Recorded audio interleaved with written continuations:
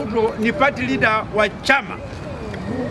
Kamati ile ambayo mimi na serve kwa National Assembly na wale wenzangu wale wote wa UDA tulifanya mkutano ya chama. Party leader akiwa William Samoei Ruto ndio akachagua, akasema wewe unakaa kwa hii kamati, wewe unakaa kwa hii kamati, wewe unakaa kwa hii kamati, wewe unakaa kwa hii kamati. Hiyo ni party leader. Pia ile ya Azimio, hawa watu wote kina Junet Mohamed, leader of minorities, nani yote yote, hawa watu yote kabisa, who chairs which committee, which one, mwenye alifuchea mkutano wakaamua alikuwa Raila Mondo. So wale watu wa katiba wangebadilisha ile section, ndio wakitaka bunge ikuwe independent, tubadilishe katiba tuseme that for anybody to run for President of the Republic of Kenya, you need not to have been a member of any political party for a period of not less than 5 years. Yani tukuwe na rais ambaye siye party leader, sio chairman ya chama, sio mwanachama wa chama yoyote, yeye tu ndio akuwe rais wa Wakenya wote, wakuwe wa ODM, yeye ndio rais yao, wakuwe wa UDA, yeye ndio rais yao, wale hawana chama, yeye ndio rais yao. Ndio bunge la kitaifa hii ikuwe completely independent. Sasa hii yetu kwa independent, itakuwa independent namna gani? Kama tuko na maneno ya muhimu inakuja ya kuzungumzia hapa bunge, unasikia kwa TV, unasikia chama inafanya party meetings, PG meetings, so that you can adopt a party position. Unasikia Junet Mohamed anasema kulingana na msimamo ya chama, ile yake ya Oria, kulingana na msimamo ya chama imeamua hii ndio njia ambayo tunaenda. So party takes positions. So National Assembly is not independent. It's controlled by parties whose membership are in that assembly. The National Assembly is controlled by the party leaders. It cannot be independent. You cannot equate the independence of the National Assembly to the independence of the judiciary. The head of the judiciary is one, Chief Justice. She doesn't belong to any political party.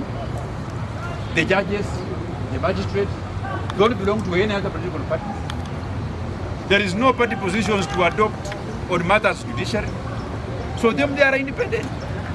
They work in the rule of law. So wale waliunda katiba yetu wali kidogo hapo maneno yaliharibika mpaka tufanye marekebisho ya katiba.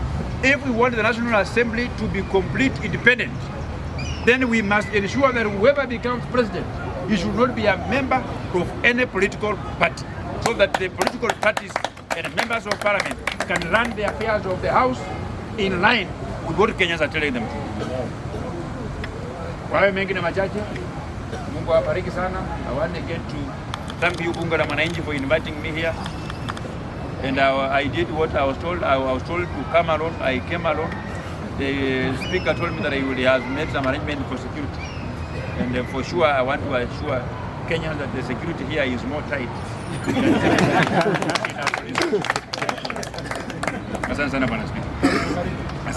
So we will take question by various statutes. The National Assembly has approved through the Committee of Delegated Legislation and substantive laws, acts of parliament that we have passed as members of parliament. The suffering of Kenyans began from as far as when Kenya came into existence. The sufferings became more when our country was under the colonial rule of the colonial rulers. The suffering escalated. They took the tribal trajectory immediately after independence. Those who got the opportunity to form the first Kenyan government after independence, they used those opportunities to benefit their tribes, their kinsmen, and their families. And that became like a precedent.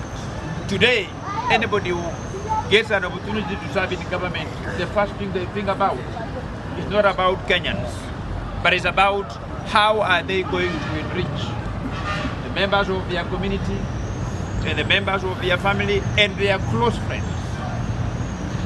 All Kenyans cannot have an opportunity to sit on that table where the national cake is shared. There are just a few that sit there.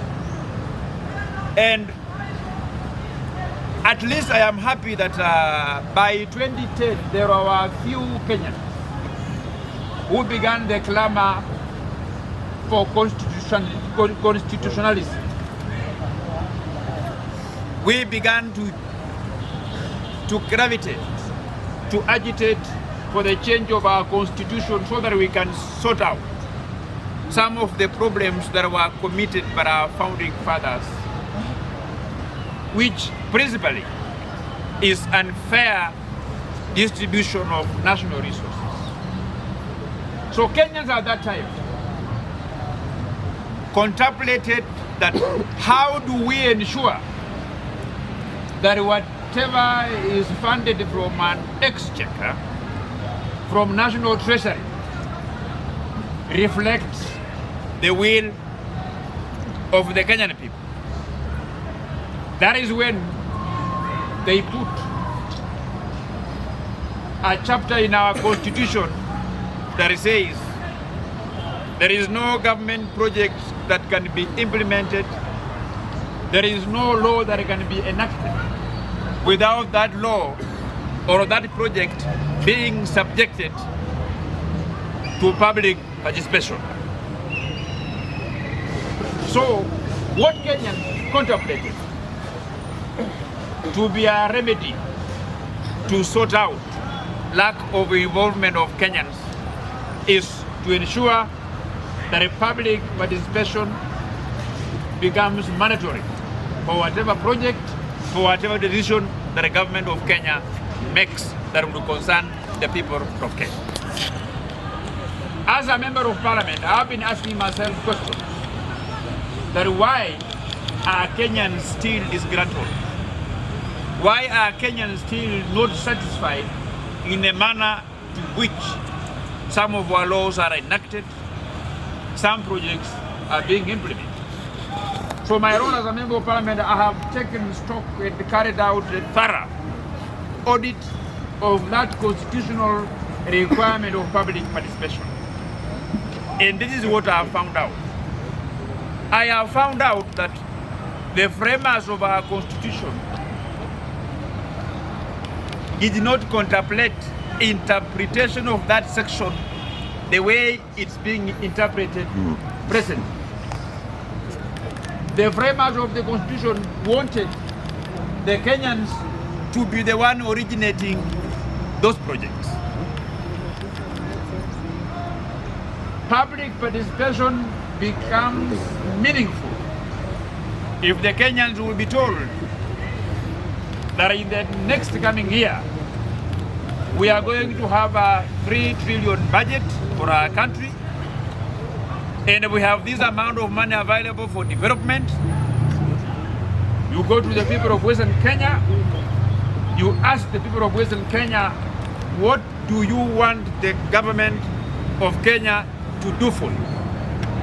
You go to the people of Nyanza, you go to the people of Mombasa, the people of Central, everywhere. So that the Kenyans themselves are the one who will tell you that this is what we feel once done, our life will be better. What is happening now is ticking of boxes. A decision is made elsewhere in terms of which road we are going to construct, which hospital we are going to construct, what projects we are going to do. Then a piece of paper is available to a Kenyan in a church somewhere. Then you are told this is public participation. So there is no Kenyan who will say don't proceed. They will just tick boxes, tick boxes. We will want to see a scenario, to see our country, to see our motherland, where the reports are published, that we live in a country that is divided into 47 counties. We live in a country that is divided into 290 constituencies.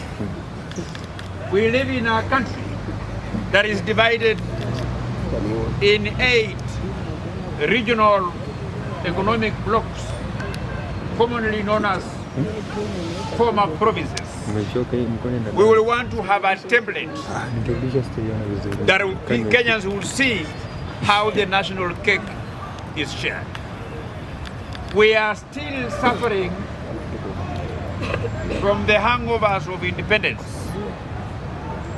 where, and not just everybody in power, because power is like a forest. You may be in government, but you even don't know where the last meeting for sharing the national cake was held. So the very few who are privileged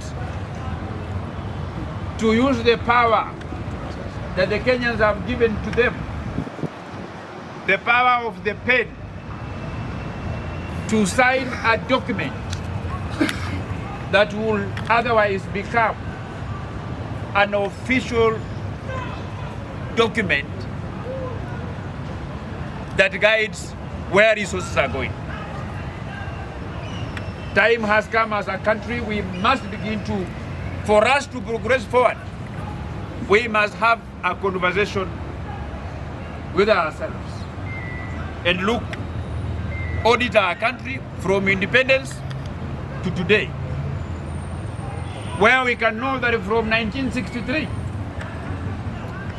how much resources were generated in 1964,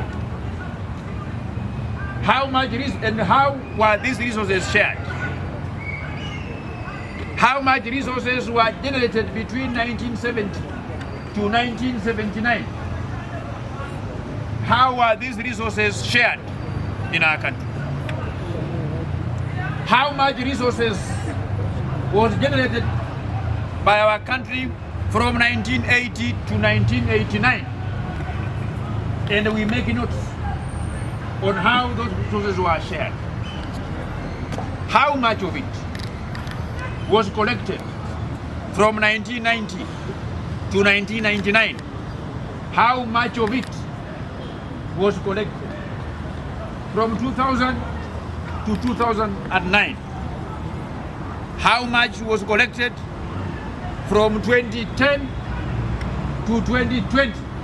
And how was that resources shared?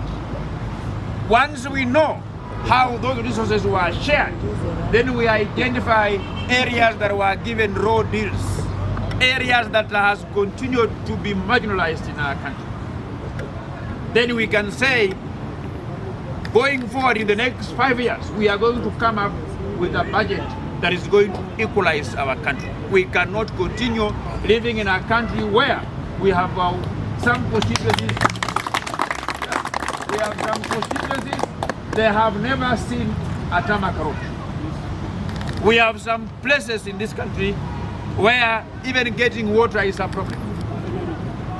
But we have other places in this country where, and you know, I am not being tribal.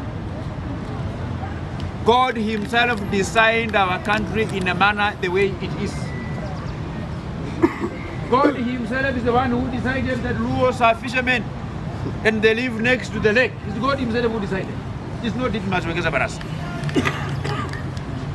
God is the one himself who designed that the people from central Kenya, the Kikuyus, they are good business people.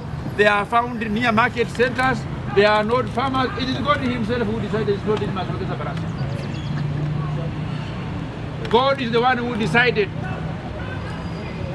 the various economic activities of different communities in our country. So we want to see a scenario where the resources are shared so that they can improve the economic activity of that particular area. For example, if we are saying that Trans Nzoia is the food basket of Kenya, that is where all the maize comes from. If we are saying that Bungoma is the food basket of Kenya, that is where maize comes from. If we say that good maize in Kenya come from Nyandarua or which particular area, then those areas are the ones that should be given priority in terms of having proper access road so that food can be delivered to the market very fast, so that the people from Machakos cannot live hungry, they have some food to buy and eat. That is what should guide us.